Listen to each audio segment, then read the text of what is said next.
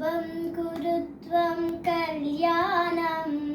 आरोग्यं धनसम्पदः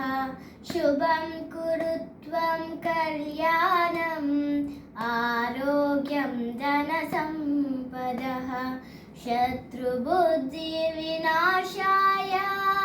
दीपज्योते नमोऽस्तुते दीपज्योते नमोऽस्तुते दीपज्योतिर्परब्रह्म दीपज्योतिर्जनार्दनं दीपज्योतिर्परब्रह्म दीपज्योतिर्जनार्दनं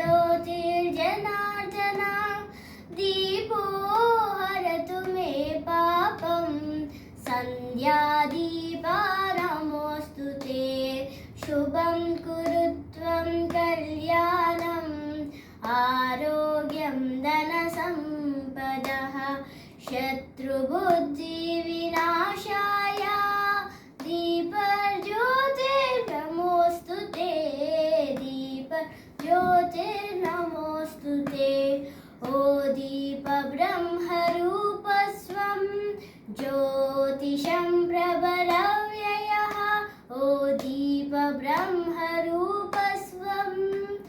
ज्योतिषां प्रभरव्ययः आरोग्यं देहि विद्यां च यहि स्वच्छं हि ते सदा शुभं कुरु त्वं कल्याणम् आरोग्यं धनसम्पदः शुभं कुरु त्वं कल्याणम्